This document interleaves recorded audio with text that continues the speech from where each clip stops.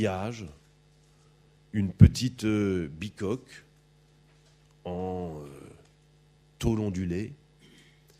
Et de là, tandis que nous pensions voir sortir des chiens, des chats ou des poules, on a vu sortir notre client. Et nous sommes rentrés à l'intérieur de ce poulailler. On nous a sorti 2 sièges en plastique et nous nous sommes assis là. Et c'est là que nous l'avons reçu. Et c'est là qu'a eu lieu le parloir avocat. Ce sont des émotions qu'on n'oublie jamais. Et quand on est avocat et quand on a vécu ce genre d'émotions-là, cher monsieur, on pense à ce que vous avez souffert, on pense à ce que d'autres continuent à souffrir, on pense à notre condition humaine, on a honte. Et au moment même où je vous raconte cela, j'ai encore un frisson, une chair de poule épidermique.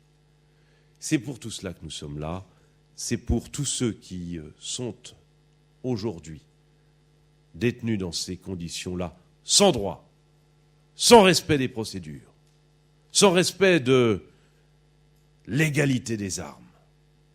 Et si nous sommes avocats, si je suis bâtonnier, c'est pour continuer à porter de Paris et d'ailleurs, ici et dans le monde, ces combats, vos combats, nos combats.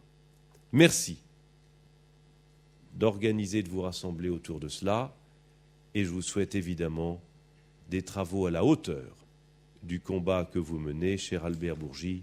Je te rends le micro. Merci, cher Pierre-Olivier Sûr. Merci, cher bâtonnier. Je crois que tu as tout dit.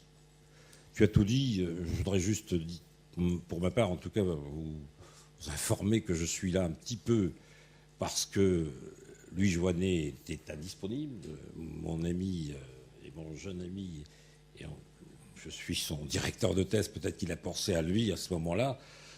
Donc m'a demandé hier soir, en compagnie du président Melixo, de venir comme modérateur pour remplacer Louis Joannet. Louis Joannet en tant que tel est irremplaçable, je le dis, de la manière la plus simple. Ceci étant, j'assure le service un petit peu, pendant quelques dizaines de minutes, pendant 1 heure, 2 heures peut-être, grand maximum 2 heures, m'a dit Abdoulaye Tine. Donc je suis là en tout cas pour en même temps non seulement modérer, mais peut-être aussi témoigner. Témoigner, ce que vient de dire le bâtonnier Pierre-Olivier Sûr m'a ému, m'a rappelé beaucoup de choses à propos de, justement, d'un de mes vieux amis, un de mes grands frères, comme on dit, qui était pris en captivité, lui aussi, en Guinée. Mais je voudrais simplement, au-delà de ce qu'il a rappelé, du travail qui a été fait, rendre hommage, en tout cas, à Pierre-Olivier Sûr, rendre hommage aux bâtonniers. Pas simplement pour cette affaire, mais beaucoup d'autres, beaucoup d'autres. Je ne partage pas toujours certaines considérations politiques qui peuvent être liées aux affaires que défend Pierre-Olivier Sûr, mais c'est un véritable juriste, c'est un bâtonnier qui remplit sa mission, qui est la mission d'essayer de faire valoir le droit, prévaloir le droit, et de combattre en tout cas toute forme d'impunité.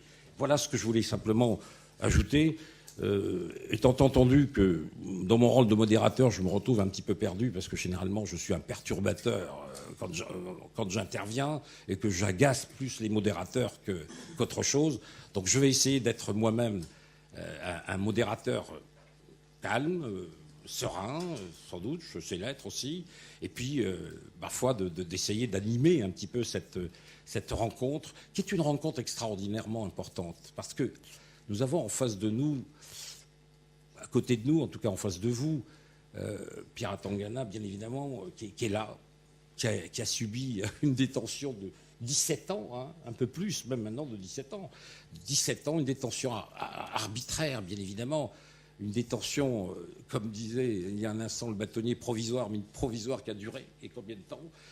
Donc le cas d'Atangana est extraordinairement, comment dirais-je, l'illustration de ce que peut produire finalement un combat qui est mené.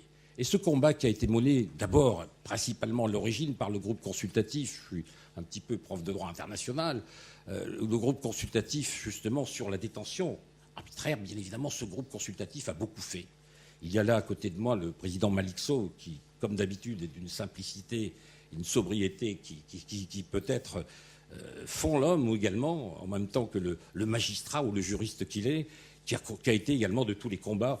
Et le cas d'Atangana, me semble-t-il, est vraiment l'illustration de ce qu'on peut obtenir, de ce à quoi on peut aboutir lorsqu'il y a précisément une espèce de lien qui réunit pas simplement les juristes, pas simplement les défenseurs des droits, mais aussi tout le reste, la presse.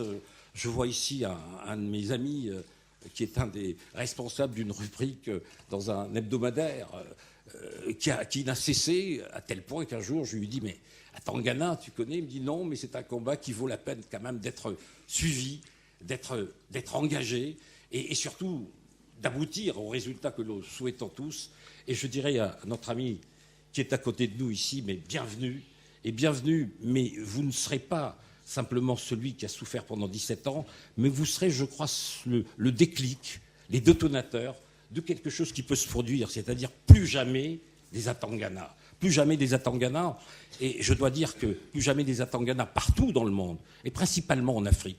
Principalement en Afrique, personnellement, là où je suis, véritablement, je me sens véritablement chez moi. C'est en Afrique, véritablement, que les choses sont parfois difficiles à admettre. Et il y a peut-être aussi, peut-être pas aussi longtemps que notre ami ici présent, il y en a qui croupissent dans les prisons, qui font face à des dénis de justice purement et simplement. C'est-à-dire qu'ils n'ont pas accès même à des avocats, qui n'ont pas les moyens d'avoir des avocats, et dont les avocats qui sont désignés d'office ne s'occupent pas toujours, disons les choses comme elles sont. Ça signifie qu'au fond, le combat d'Atangana est le résultat, me semble-t-il, de cette bataille acharnée qui a été menée par des grands juristes et des bâtonniers, des avocats. Je pense à mon ami Abdoulaye Tine, qui a été lui aussi sur tous les fronts, quasiment, lorsqu'il s'agissait précisément d'évoquer le cas d'Atangana. Mais je voudrais simplement dire que cette bataille ne peut être gagnée que si tous les efforts sont joints, que si tous les efforts sont conjugués, les juristes, ceux qui sont dans le droit de manière directe ou indirecte, mais aussi l'opinion publique. Gagner l'opinion publique à cela. Aujourd'hui, il y a des opinions publiques en Afrique. Il y a des journaux également. Il y a une presse qui commence à véritablement prendre fait et cause pour toutes les formes d'injustice. Et c'est à ce prix, me semble-t-il, à ce prix que la bataille sera gagnée, celle contre la détention arbitraire. Pardonnez-moi d'avoir été un petit peu long, mais je voulais juste, en tout cas, donner mon opinion sur cette réunion qui, aujourd'hui, nous rassemble, cette cause qui nous rassemble. Elle est sans doute peut-être aussi une première, et que d'autres cas viendront sans doute suivre, et des Abdoulaye Tine, des Malik Sow, des Pierre-Olivier Sûr, il y en a beaucoup en Afrique, il y en a beaucoup. Il faut sensibiliser. C'est vrai qu'on le fait à Paris, c'est vrai que Paris est un petit peu aussi la capitale, quelque part, de l'Afrique, pour diverses raisons, pour le meilleur comme pour le pire, parfois. Mais enfin, ça, c'est une autre affaire. Mais je veux dire simplement qu'il y a des batailles à gagner, il y a des batailles à comment dirais-je, accompagner, il y a des combats à soutenir, et il me semble que le premier des combats, c'est de lutter contre toutes les formes d'autoritarisme, des autoritarismes politiques, des chefs d'État qui sont là depuis 30 ans, 35 ans, 40 ans. Je crois qu'en Afrique centrale, 3 ou 4 chefs d'État remplissent à eux seuls près de 2 siècles d'exercice du pouvoir. C'est grotesque. Et je ne dirais pas que c'est cet autoritarisme qui conduit uniquement à ce qu'a pas un privatiste, je ne suis pas bien évidemment un de ceux qui plaident, qui pourraient plaider, mais par contre je plaide sur un autre terrain qui est celui sur lequel précisément tous ceux qui se sont battus notamment pour Atangana, qui sont battus pour Atangana, ont réussi véritablement à défaire l'emprise en tout cas du pouvoir politique, l'emprise du pouvoir répressif. Voilà, merci. Et puis, je vais essayer en tout cas de remplir mon rôle, remplir ma mission de modérateur. Vous m'excuserez à l'avance si je sais pas, si je la remplis pas très bien, mais enfin, je ferai de mon mieux. Merci. Merci, professeur, pour ces propos d'empreinte d'engagement, d'humanité, mais de conviction. Vous me permettrez aussi de remercier notre cher bâtonnier pour les mots de bienvenue qu'il a bien voulu effectivement prononcer à l'endroit de toutes les personnes qui sont présentes dans cette salle, mais aussi qui nous a permis de contextualiser le cadre de cette rencontre. C'est vrai, le prétexte de la discussion, c'est la détention arbitraire. Nous avons voulu illustrer cela par la présentation du cas de Michel Thierry Atangana à Béga, qui aujourd'hui, à mon sens, est devenu un cas emblématique qui incarne en tout cas le visage de l'absurde que l'on peut vivre dans le cadre d'une détention arbitraire. 15 ans de mandat de dépôt, 17 ans de détention, c'est trop. Je pense que sans même être l'avocat de M. Atangana, le professeur Albert Bourgi l'a rappelé tout à l'heure, il y a de cela une année, on fêtait les 30 ans de l'Institut des droits de l'homme de l'université de Cheikh Anta Diop de Dakar. J'ai estimé que compte tenu de la gravité du cas, il fallait impérativement, dans le cadre de la célébration de ce cas, donc de cet anniversaire plutôt de l'institution, qu'on a débattu. Alors même que rien ne laissait présager qu'un jour je croiserai Michel Atangana, mais la manière, les échos que j'ai eus à travers les médias étaient de nature à révolter la conscience de toute personne empreinte de dignité et d'égalité et de valeurs, voilà, républicaines. Tout ça, ça m'amène effectivement à vous présenter rapidement, pour que la salle puisse comprendre qu'est-ce qui s'est passé, quelques repères dans l'affaire Michel Thierry Atangana. Avant de parler de l'affaire en tant que telle, qui est Michel Thierry Atangana? Michel Thierry Atangana est né le 14 juin 1964 à Yaoundé. Il est administrateur financier. Il travaillait en France jusqu'à ce que le gouvernement de Paul Biya, qui venait d'accéder au pouvoir, en tout cas il était dans ses premières années de pouvoir, a voulu lancer les grands travaux, les grands chantiers, comme il est de coutume lorsqu'un chef d'État est élu. Ils ont voulu, compte tenu de son niveau d'expertise, de maîtrise de la finance, ils l'ont sollicité. Et il a accepté, il a répondu à cet appel parce que c'était une manière aussi pour lui de retourner, on va dire, au Cameroun, qui lui a tant donné. Même si, à ce moment-là, il était de nationalité française. Il a accepté. Précision importante, contrairement à certains pays, la binationalité est impossible lorsque vous êtes camerounais. Vous êtes français, vous perdez automatiquement la nationalité d'origine. Il est arrivé au Cameroun, muni, on va dire, d'un titre de séjour en tout cas. Donc il est arrivé en tant qu'expatrié. Il a mené le travail qu'on lui demandait, à la tête du comité de pilotage que le président effectivement avait institué. Ça s'appelait le copie sur pur. À partir de là, tout va bien. Tout va bien.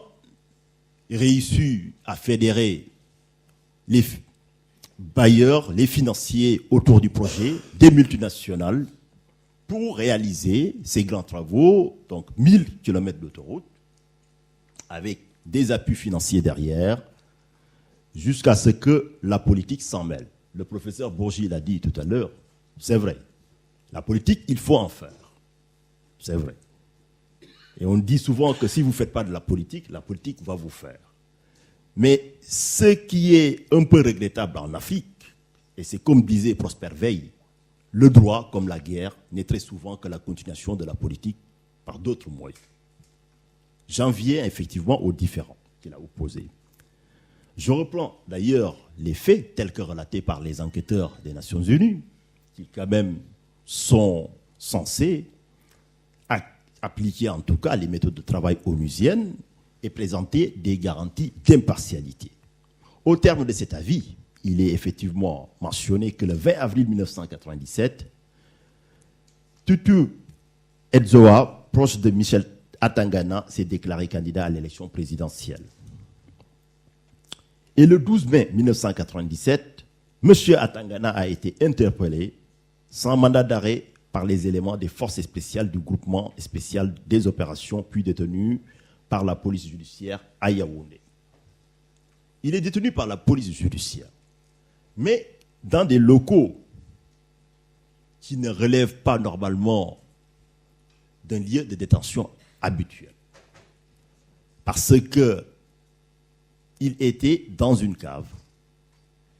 Non seulement ce n'est pas un lieu de détention, mais ce lieu de détention deviendra le lieu où il va passer ses 17 ans. 17 ans.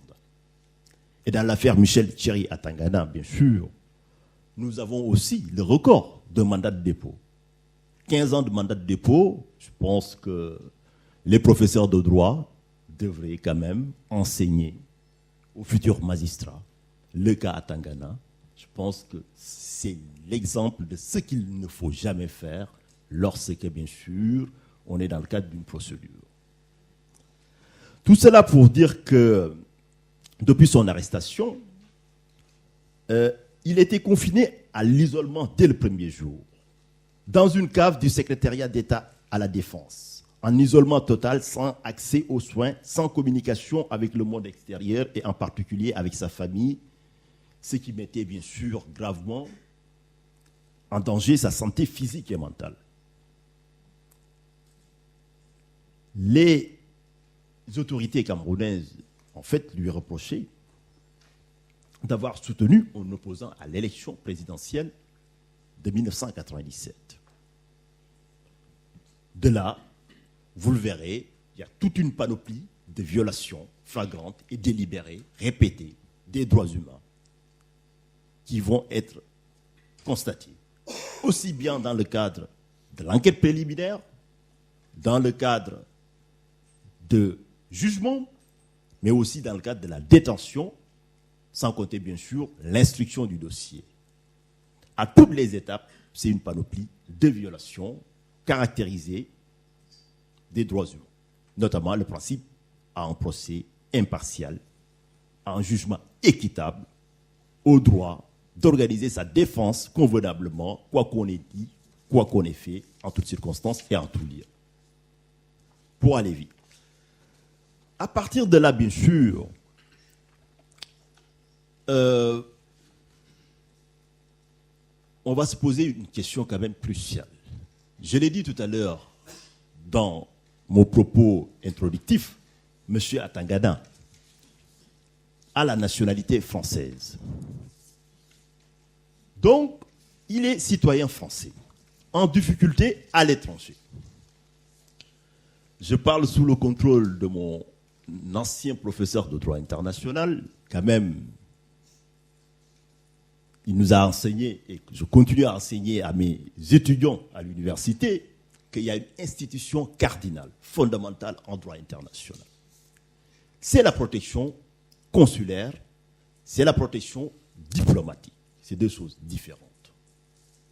La protection consulaire, et c'est une exigence qui est rappelée constamment par la Cour internationale de justice de la Haye, qu'il n'y a pas une exigence plus fondamentale dans les relations internationales, que lorsque on arrête sur le territoire d'un État parti, d'informer sans délai l'État dont vous avez la nationalité. Et l'État, une fois informé, bien sûr, a une obligation, parce que du moment où l'État est en situation de connaître que vous êtes en difficulté, non seulement il doit vous apporter l'assistance consulaire, mais il doit vous donner les facilités nécessaires pour organiser votre défense. Michel Thierry Atangana n'aura rien de tout ça pendant 14 années. Pendant 14 ans, on peut se demander que faisait la France. non seulement il n'avait plus la nationalité camerounaise, mais il était français. La France qui se devait, compte tenu du caractère effectivement répété, grave et délibéré de ces violations, donc assurer l'existence, l'exercice de cette protection consulaire. Et si l'État parti, c'est-à-dire l'État camerounais, qui doit respecter le droit international des droits de l'homme, persiste dans ces violations, il pouvait bien sûr, il avait la faculté, l'État, elle avait la faculté, l'État français, d'exercer sa protection diplomatique, qui n'est plus la protection consulaire, mais à partir de l'exercice de la protection diplomatique, donc l'affaire devient une affaire entre l'État du Cameroun et l'État français, parce qu'à travers le traitement qui est réservé à M. Atangana, on a violé les droits de la France, c'est-à-dire les droits que la France détient de voir convenablement traiter ses citoyens lorsqu'ils sont à l'étranger, conformément aux standards internationaux. Mais pendant 14 ans, bien sûr, Michel Atangana n'a eu droit à rien de tout cela.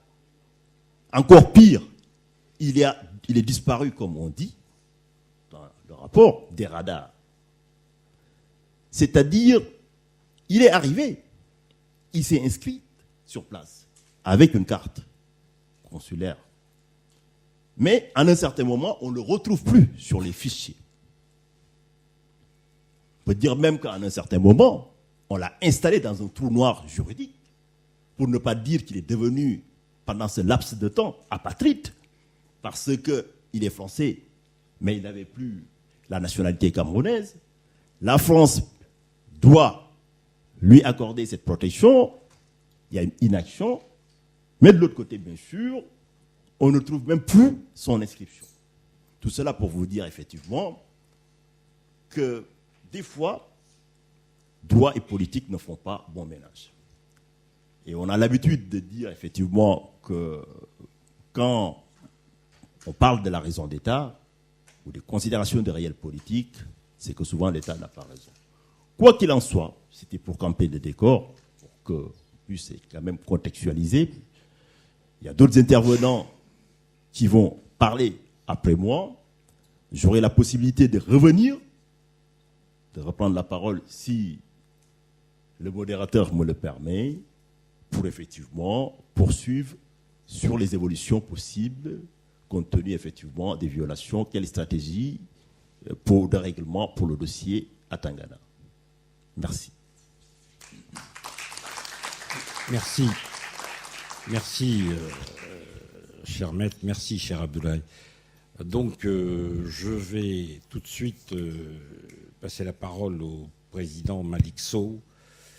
Malick Sow, je le connais. Sénégal, c'était une figure du droit, de la justice, une grande figure, dans le bon sens du terme, de la justice au Sénégal. C'est aussi un homme de droit connu sur le plan international, puisqu'il a fait partie, il a été l'un des principaux acteurs, je crois, de cette bataille qui a été menée notamment dans le fameux groupe de travail sur la détention arbitraire.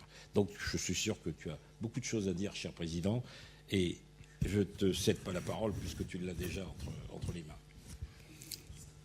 Merci beaucoup, monsieur le modérateur, cher Albert.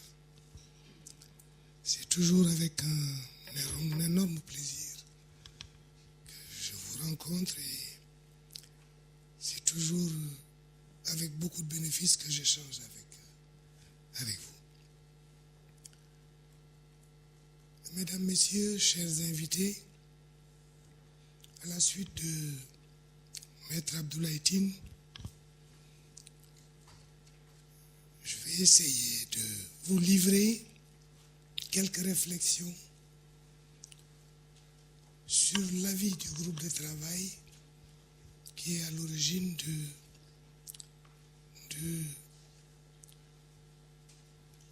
un peu le début de la recherche de solutions dans l'affaire de Michel Thierry Atangana. Suite aux incroyables épreuves cruelles, je pèse mes mots, inhumaine et dégradante de toutes sortes que Michel a vécu pendant 17 années, c'est grâce à un miracle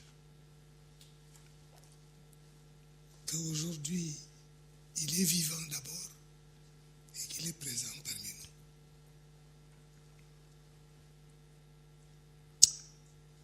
Nous sommes alors réunis ce matin pour dire avec force et conviction, plus jamais ça. Mais surtout, pour faire le point sur l'avis du groupe de travail, sur sa valeur, sur sa portée, puisque en réalité c'est cet avis-là qui est à l'origine de la libération de Michel. Le groupe de travail sur la détention arbitraire, pour ceux qui ne le connaissent pas, c'est la seule procédure spéciale du Conseil des droits de l'homme des Nations Unies qui a des compétences quasi-juridictionnelles. Il fonctionne en effet comme un tribunal avec une procédure précise qui respecte le principe du contradictoire. Il y a des délais impératifs qui sont fixés et il y a des voies de recours qui sont bien réglementées. Il prend surtout, ce groupe de travail, de véritables décisions, même si pour des raisons diplomatiques compréhensibles, on les appelle des avis. À ce stade, il me paraît important de relever à titre d'exemple quelques règles sur la valeur juridique et la portée de cet avis. J'ai choisi de prendre 4 exemples. La première règle, je la tire de la Charte des Nations Unies, qui dispose, je le cite, que les États proclament à nouveau leur foi à créer les conditions nécessaires au maintien de la justice et du respect des obligations nées des traités et autres sources du droit international, l'avis du groupe de travail étant une source du droit international. La deuxième règle, c'est que toutes les résolutions de l'ancienne Commission des droits de l'homme et de l'actuel Conseil des droits de l'homme des Nations Unies, toutes sans exception, prient les gouvernements de tenir compte des avis du groupe de travail et, le cas échéant, de prendre les mesures appropriées pour corriger la situation des personnes privées arbitrairement de liberté et d'informer le groupe de travail des mesures qu'ils auront prises. J'ai cité toutes les résolutions du Conseil des droits de l'homme sur le groupe de travail contiennent ce paragraphe. Troisième règle que je convoque, c'est la résolution 5/2 du Conseil des droits de l'homme, adoptée le 18 juin 2007 sans vote, qui dispose, je le cite, il demande à tous les États de coopérer avec les procédures spéciales, donc avec le groupe de travail, de les aider dans leurs tâches, de fournir toutes les informations en temps voulu et de répondre sans retard excessif aux recommandations qu'elles transmettent. Enfin, je convoque une quatrième règle que je tire des méthodes de travail du groupe. C'est le point 5 de ces méthodes de travail qui dit, je le cite, les gouvernements informent le groupe de travail de la suite donnée aux recommandations qu'il a formulées dans son avis. Fin de citation. J'aurais pu convoquer d'autres dispositions, elles sont nombreuses. Mais ces quelques exemples que je donne, posés par le droit international parmi tant d'autres, permettent d'affirmer sans aucune ambiguïté que les avis du groupe de travail sont et doivent être considérés comme ayant une valeur juridique obligatoire et s'imposent à tous, avec un grand T. Plusieurs décisions de juridiction supranationale confirment et donnent une belle illustration de ce que je viens de dire. Je me permets là également d'évoquer à titre d'exemple 2 cas. Le premier, c'est la Cour européenne des droits de l'homme qui, dans une décision concernant M. Ramazan Sem et 250 autres officiers turcs, a fondé tout son arrêt. Je parle de la Cour européenne des droits de l'homme. A fondé tout son arrêt sur la question de la recevabilité du recours sur l'avis du groupe de travail. Et la Cour européenne a estimé que le groupe de travail a été saisi et a rendu un avis sur la question. Et que par conséquent, elle ne pouvait être saisie à nouveau d'un recours fondé sur les mêmes faits et entre les mêmes parties. Elle a alors déclaré sur cette base le recours irrecevable et cette décision, je vous ai indiqué dans mon document le lien qui vous permet de la voir dans son intégralité.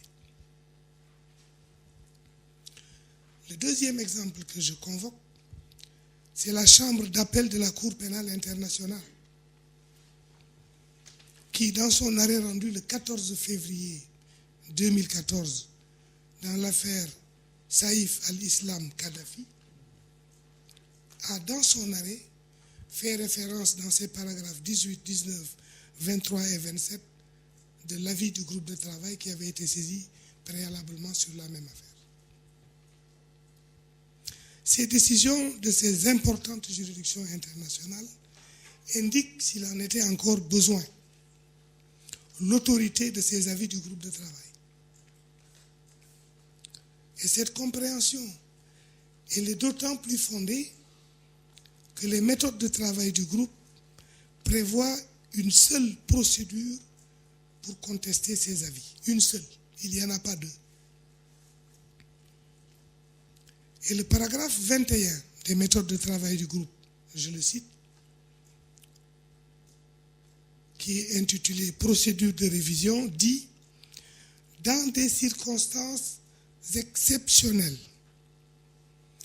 le groupe de travail peut, c'est une faculté, à la demande du gouvernement concerné, reconsidérer son avis dans les conditions suivantes. »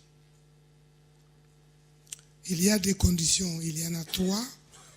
Je vais simplement vous donner la dernière qui me semble concerne l'affaire de Michel. Il peut y avoir une demande de révision que si le gouvernement, qui est demandeur, a respecté les délais de réponse qui lui étaient impartis par le groupe. Si un gouvernement choisit de ne pas répondre à l'interpellation du groupe de travail et que le groupe rend un avis, ce gouvernement est irrecevable à demander la révision de cet avis. Il résulte donc de ce texte, sans aucun doute, que la procédure de révision est la seule et unique voie qui permet de remettre en cause un avis du groupe de travail. Et dans le cas Atangana, le Cameroun a choisi de ne pas répondre à la communication, ni dans le délai qui lui était imparti, ni à l'expiration du délai.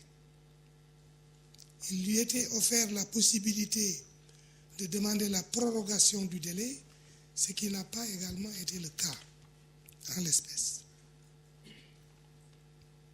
Et cette attitude du Cameroun, qui du reste est incompréhensible, après tout ce qui s'est passé, inadmissible et condamnable, a comme conséquence, en application des dispositions que je viens de citer,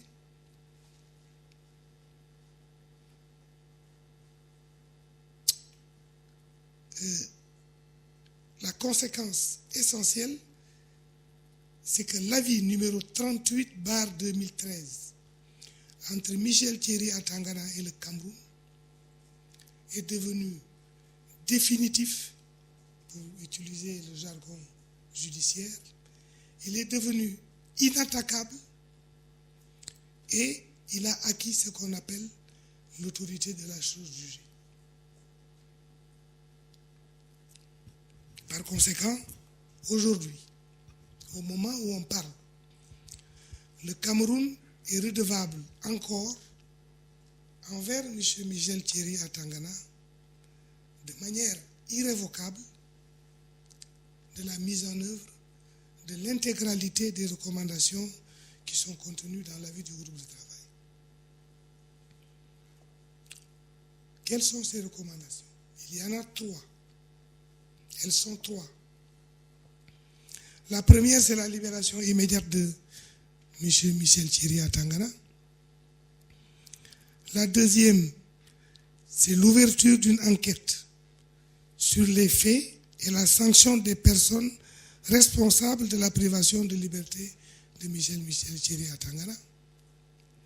Et la troisième recommandation, c'était le versement d'une indemnité pour les préjudices qui sont énormes et multiples causés par la privation de liberté depuis le 12 mai 1997 jusqu'à nos jours. À ce jour, seule la première recommandation a été mise en œuvre de manière insatisfaisante. La libération est intervenue en effet presque immédiatement après l'avis par un décret du 18 février 2014 portant commutation et remise de peine sans aucune référence à l'avis du groupe de travail ni au caractère arbitraire de la détention. Aucune référence. On dit commutation de peine, comme si rien n'était passé. De la même manière, Abdoulaye l'a dit tout à l'heure en parlant de l'attitude de la France dans cette affaire, de la même manière, l'attestation qui a été délivrée par le ministère des Affaires étrangères de la République française à Atangana fait état d'une seule et unique mention que je cite, qui est la suivante: certifie que M. Atangana a été détenu au Cameroun du 12 mai 1997 au 24 février 2014. Fin de citation. Voilà l'attestation que le ministère des Affaires étrangères de France a délivrée à Michel Atangana. C'est quand même grave. On ne peut pas, dans une affaire comme ça, délivrer une telle attestation avec la seule mention que la personne a été détenue de telle période à telle période.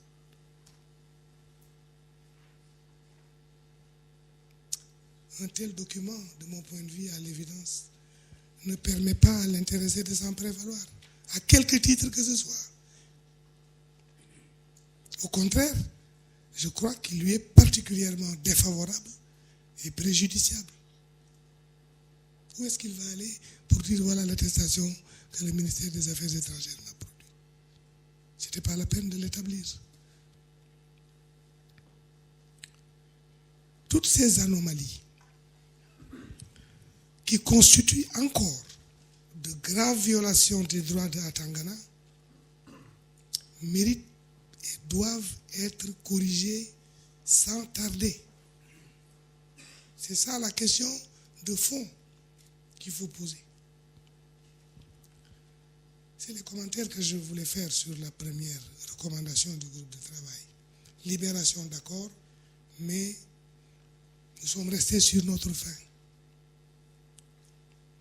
La deuxième recommandation, elle est fondamentale, puisqu'elle a pour objet d'identifier tous ceux qui ont participé pendant plus d'une décennie.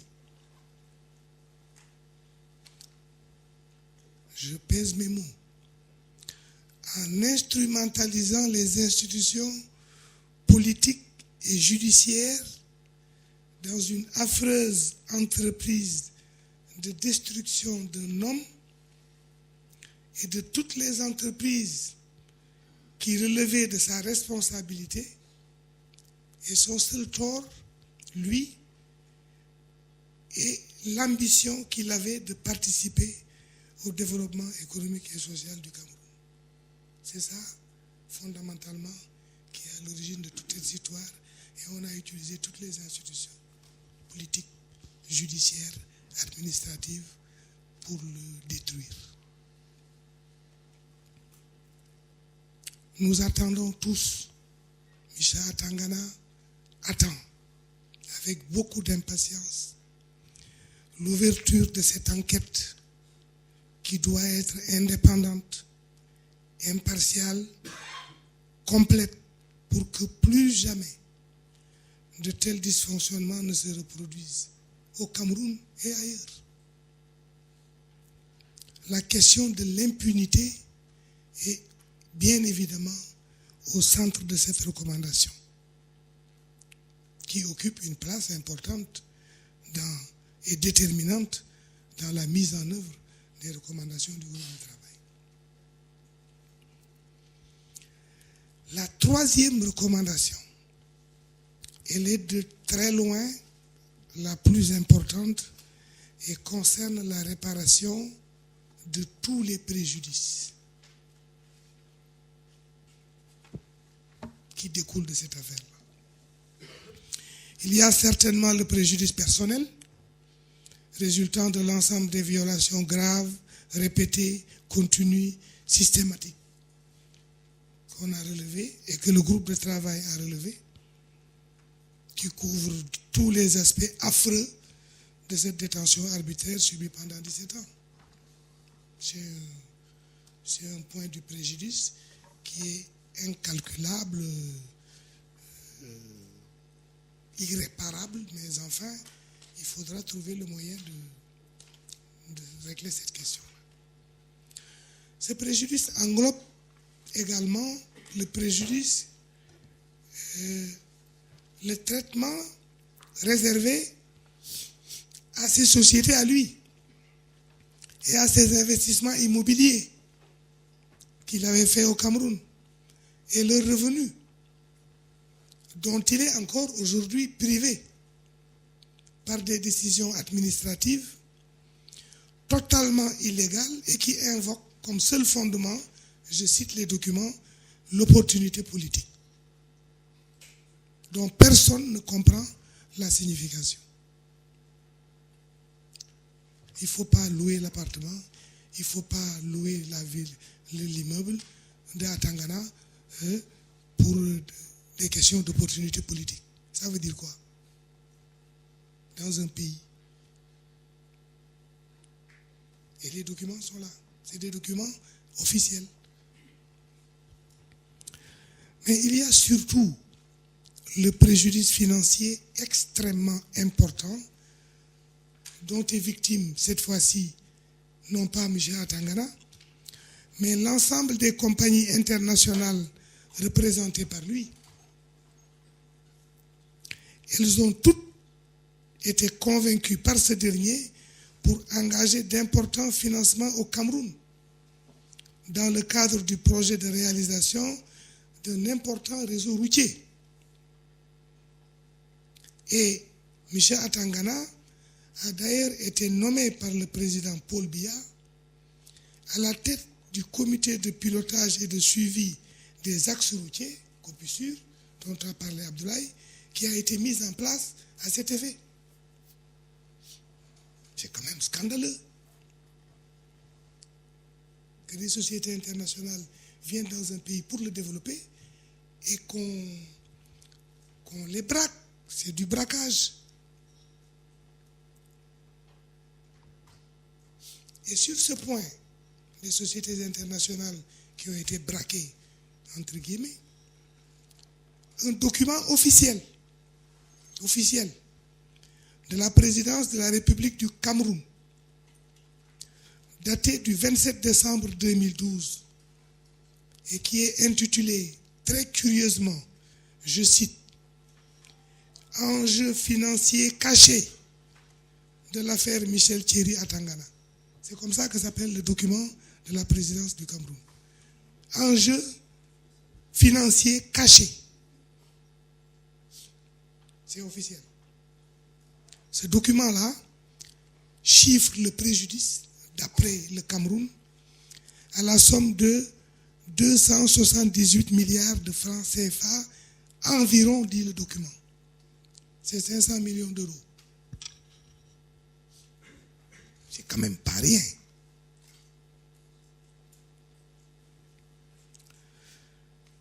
Alors, voilà les trois recommandations. Et vous voyez la gravité, l'ampleur du problème et l'urgence à lui trouver une solution. Mais, si en l'état actuel du droit international, il n'existe pas de procédure d'exécution forcée contre les États, on aurait forcé le Cameroun avec les gendarmes des Nations Unies, les huissiers des Nations Unies, etc., à régler ces problèmes. Mais le droit international ne dispose pas, en tout cas pour le moment, d'un tel mécanisme.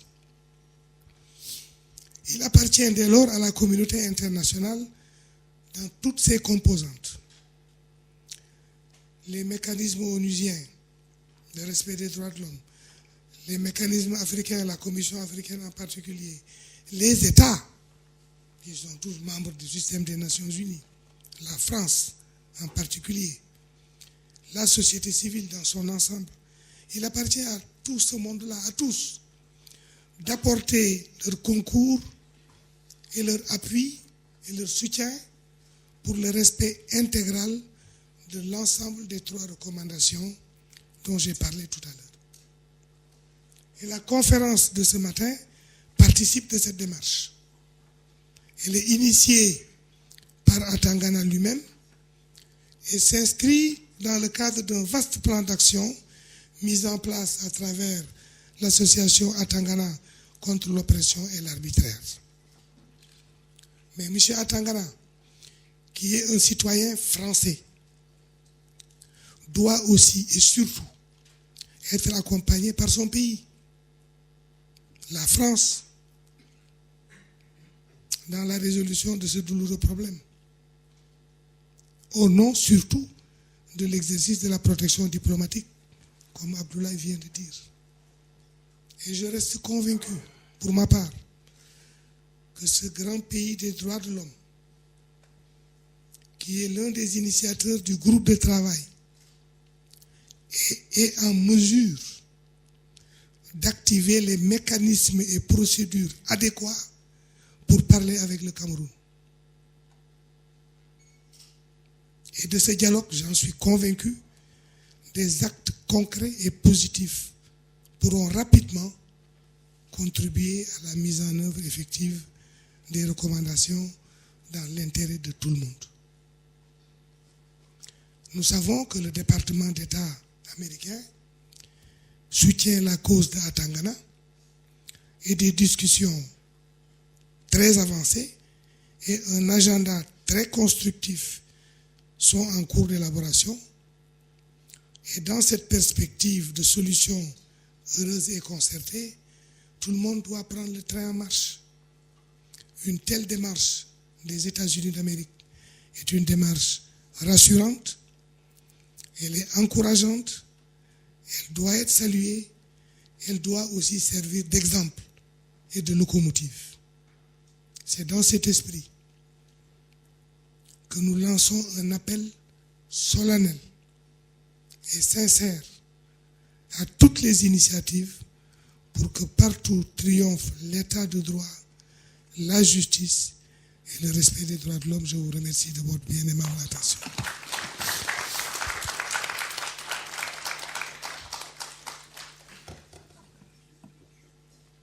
Bon. Deux mots juste pour, en tout cas, remercier notre président. N'oublions pas qu'il a été président du groupe consultatif sur la question. Remercier pour finalement tous les éclairages qu'il nous a apportés sur justement l'affaire Michel Atangana et surtout sur les comment dirais-je, les fameuses recommandations. Simplement, ce que je voudrais simplement ajouter, c'est que c'est vrai que ce travail du groupe consultatif a été considérable, mais aussi, je pense aussi qu'il faut faire prévaloir également le droit international. Et ce droit international, bien évidemment, là aussi, il est pour l'essentiel celui qui est, entre guillemets, des États en tant que tels. Donc ça signifie que le droit international n'a de force que s'il y a une pression internationale qui peut s'exercer, et puis pression et également information de l'opinion. C'est pour ça que je reste convaincu, pour ma part, que tous ces spécialistes, tous les juristes qui sont là, qui sont remarquables, je suis convaincu que cette réunion a non seulement sa raison d'être, plus que cela, elle permet d'éclairer les uns et les autres qui sont présents ici, mais je dois dire qu'il faut surtout véhiculer toutes ces informations et faire valoir exactement le caractère spécifique du cas de Michel Atangana. Caractère spécifique du cas de Michel Atangana. Cher Président, c'est vrai que tu fais allusion à la communauté internationale, mais tu sais très bien qu'elle est à géométrie variable, cette communauté internationale. Donc, bon, il faut la chercher. Mais je dois dire qu'au-delà de la communauté internationale, il y a des opinions. Il y a des opinions qui pèsent précisément sur les actes qui peuvent être pris par les institutions internationales, qui pèsent également sur les contraintes qui peuvent être exercées sur les États, y compris les grands États, comme c'est le cas aujourd'hui de la France, qui, sans aucun doute, semble simplement réduire le cas d'Atangana à sa libération, sans véritablement prendre en compte les deux autres, les fameuses considérations que vient d'évoquer le président Sow, à savoir qu'il faut bien évidemment une enquête, il faut qu'elle ait lieu cette enquête, il faut bien évidemment que les préjudices subis, quel préjudice subi par Michel Atangana, soient réparés, publiquement réparés, et ça, encore une fois, c'est moins par la diplomatie, malheureusement, qu'on y arrivera, mais par les pressions qui peuvent être exercées par les opinions publiques pouvant précisément peser sur les décideurs nationaux, y compris les décideurs internationaux. Merci.